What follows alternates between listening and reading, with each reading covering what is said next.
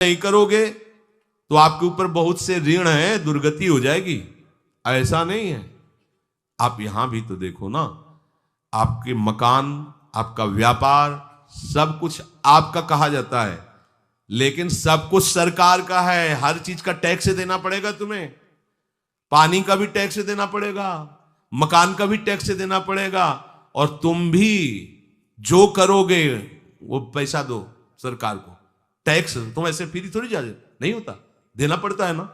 आप मान लो नौकरी कर रहे हो कि हमारी नौकरी करे तो उसमें सरकारी टैक्स कटेगा आपका, क्योंकि आप सरकारी आदमी हो, भारत देश के वासी हो। ऐसे ही ये टैक्स लगे हुए हैं सरकारी भी, मातृ ऋण, पितृ ऋण, ऋषि ऋण, ये टैक्स है। ऐसा नहीं कि तुम कमाओ खाओ और इसके बाद मर के जाओ स्वर्ग मिलेगा। टैक्स चुकाओ। ये मनुष्य शरीर मिला, इन ऋणों से मुक्त हो। अगर नहीं हुए तो भी तुम्हें दुर्गति होगी। आप देखो, जब कभी ऐसी सूचना मिलती कि अमुक आदमी का अमुक धन पकड़ा गया तो इनाम दिया जाता है क्या कि इतना कमा लिया? सजा दी जाती है। तुमने टैक्स की चोरी की, अगर चोरी नहीं की मेहनत से कमाया या व्यापार से कमाया, दिया नहीं सरकार को, हाँ दिया नहीं, इसीलिए तुम्हें टैक्स की चोरी का दंड मिलेगा। सारा धन अपहृत हो जाएगा, तुम्हारी निंदा होगी, तुम्हें सजा मिलेगी। बोलो मिलती है नहीं? ऐसे ही ये लड़का, बच्चा, पत्नी, पुत्र, परिवार जो भी है, ये सब श्री भगवान का तुम्हें टैक्स देना है। क्या टैक्स देना है? भगवान की शरण होकर उनका सुमिरन करो, सारे ऋणों से वो मुक्त कर देंगे। एकादश स्कंद में कहा है, मेरा भजन करने वाले का कोई ऋण नहीं रह जाता। और नहीं तो महाभारत में ही प्रसंग आता है, एक जरत्कारु नाम के ब्रह्म ऋषि थे। ऋषि और भक्त में बड़ा अंतर होता है। वो तपस्या प्रधान, जैसे दुर्वासा ऋषि तपस्या प्रधान थे, वो बाल ब्रह्मचारी और तपस्या से युक्त एक दिन भ्रमण कर रहे थे, तो आवाज आई, मेरी रक्षा करो, मेरी रक्षा करो। तो उस आवाज की तरफ बढ़े तो देखा कुएं में उल्टा लटके हुए हैं बहुत से ऋषि, और एक केवल तंतु है, एक केवल तंतु है जिसमें दो चूहे लगे हुए उसको भी काट रहे हैं, एक काला और एक श्वेत।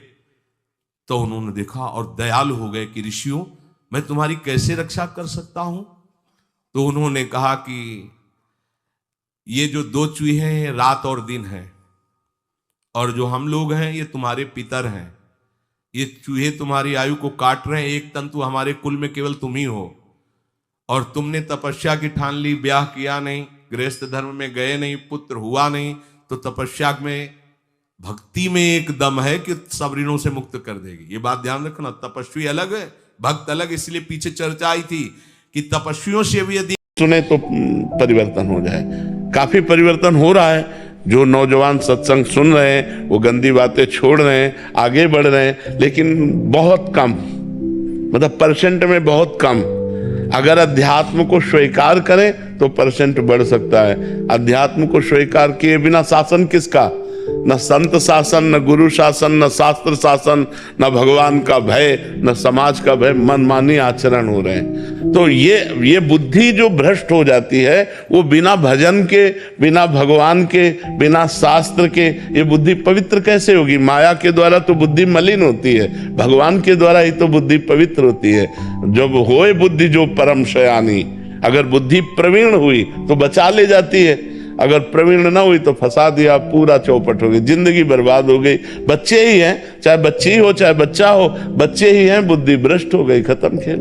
तो ये बुद्धि भ्रष्ट ना हो, इसके लिए हमें अध्यात्म चाहिए। बिना अध्यात्म के हमारी बुद्धि पवित्र नहीं हो सकती। विजय शुक्ला जी, उत्तराखंड से। राधे राधे महाराज जी। महाराज जी, मैं पेशे से वकील हूँ। श्री जी की कृपा से गरीब एवं असहाय लोगों की मदद निःशुल्क करता हूँ, परंतु कुछ लोग मेरे पास आते हैं और कहते हैं मैं गरीब हूँ और मैं बिना कुछ सोचे समझे उनकी मदद निःशुल्क कर देता हूँ, लेकिन बाद में पता चलता है कि श्री जी ने उन्हें पैसे देने लायक बनाया, परंतु झूठ बोलकर मेरे निःशुल्क काम को करा लेते हैं, जिससे मेरे मन में उनके प्रति दोष भाव आ जाता है। महाराज जी, अन्य जो आना भी चाहिए, क्योंकि वो अपराध करते हैं, गलती जब उनको देने की योग्यता है।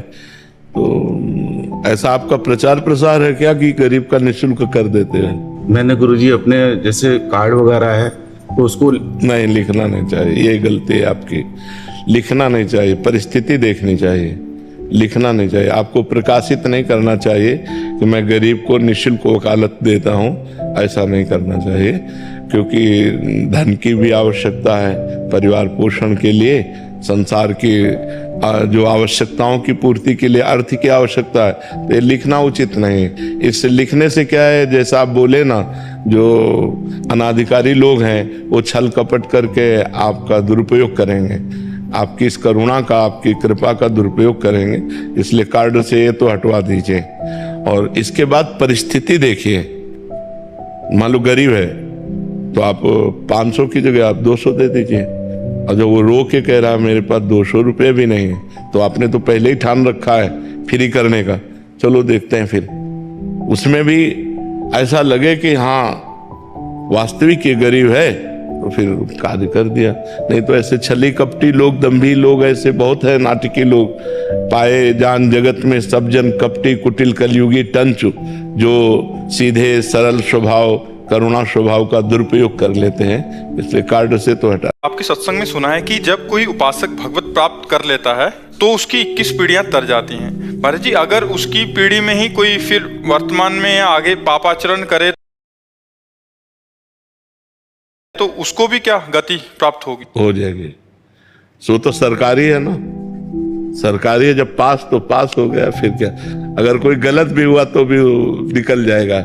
वो भगवत प्रसाद से उस महाभागवत के घर में जन्म लिया, इसलिए पापी होने पर भी भगवत प्राप्त हो जाएगा। स्त्री साधक की मायके वाली होती है या ससुराल वाली पीढ़ी? अगर कोई स्त्री साधक भगवत प्राप्त कर लेती है तो 2 पीढ़ियां होती हैं। एक होती जैसे मायके की मातृपक्ष की, और एक होते पितृ पक्ष की। दोनों में कल्याण होगा, क्योंकि वो जिस घर से आई है वो माता पिता तो उसके हुए ना वो, और जिस घर में गई है उस परिवार में भी प्रकाश करेगी। इसीलिए स्त्री बहुत जोरदार पक्ष होता है कि वो दोनों वंश को उजागर करती है।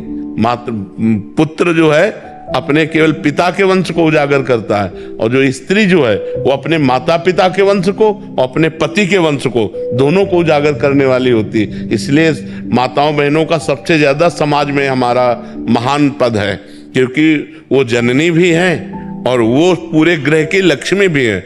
बहुत बढ़िया घर बना हो, खूब रुपया पैसा हो, और 10-20 आदमी घर भी हो, और एक स्त्री ना हो, तो शैतान का सा घर लगेगा, नहीं लगेगा कि यार मतलब सब सुना, और एक स्त्री केवल हो और भले गरीब हो, तो देखो लीप पोत के घर को सजा करके एक मंदिर सा बना देते। माता बहने को बड़ा भारी पवित्र अस्तित्व है। आज वो अस्तित्व खत्म होने जा रहा है। ये जो व्यभिचार चल गया है ये बहुत हानिकारक हो गया, ये बहुत हानिकारक हो गया। नहीं वो पढ़े लिखे हैं कि नहीं है, रूपवान है कि नहीं है, पति कैसा है, एक बार ब्याह हुआ पूरे जीवन उसी घर में समर्पित होकर के पूरे घर को सजाकर वंशावली बढ़ाकर ऐसे चला जाता।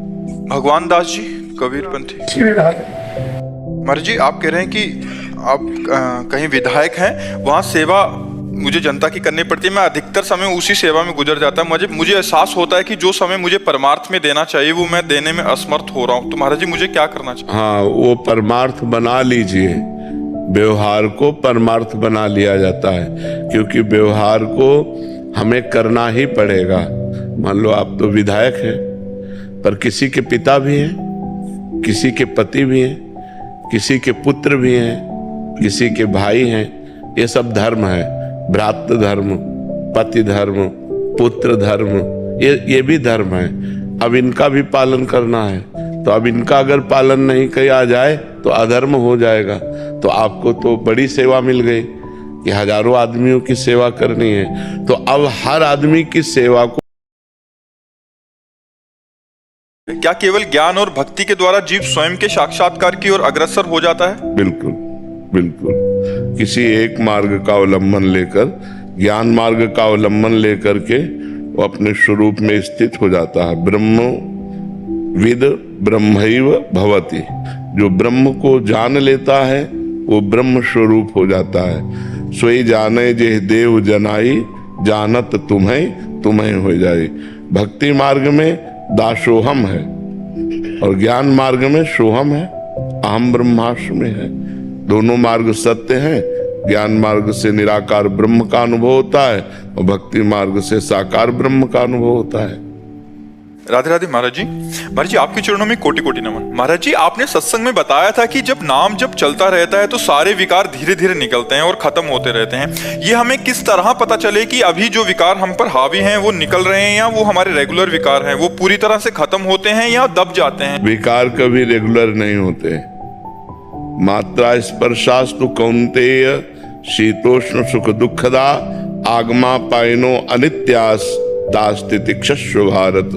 भगवान अर्जुन से कहते हैं ये इंद्रियों के स्पर्श सुख, ये आगमा पायनो अनित्यास, ये आने जाने वाले अनित्य नाशवान हैं, इनको सहना चाहिए। तास्तितिक्षस्व भारत, ये सहने से नष्ट होते हैं, भोगने से प्रवृत्ति बढ़ती है। जैसे जैसे हम क्रिया करते हैं भोगों की, वैसे वैसे गंदे संस्कार हमारे बनते जाते हैं। और जैसे जैसे हम धर्मयुक्त भोग भोगते हैं और संयम से रहते हैं तो हमारी इंद्रियां पवित्र, हमारा मन पवित्र, हमारा भाव पवित्र, फिर सब परम पवित्र भगवान को प्राप्त करने की योग्यता आ जाती है। जब हम नाम जप करते हैं, पवित्र आचरण रखते हैं, पवित्र भोजन पाते हैं, पवित्र व्यवहार करते हैं, तो धीरे धीरे धीरे धीरे दीर्घ काल निरंतर सत्कार सेवितो दृढ़ भूमि, दीर्घ काल तक यदि निरंतर नाम जप किया जाए और संयम से रहा जाए तो ये हमारा जो इंद्रिय दोष है, काम क्रोध आदि, ये धीरे धीरे शांत हो जाते हैं। और ये अपने को अनुभव मिलता है, किसी और को नहीं। अपना हृदय निर्विकार होने लगता है, शांत होने लगता है, गंभीरता आने लगती है, प्रसन्नता जागृत हो जाती है। ये सब देवी संपदा के सद्गुण जागृत हो जाते हैं। राजेश कुमार नैयर। जय श्री लक्ष्मी नारायण।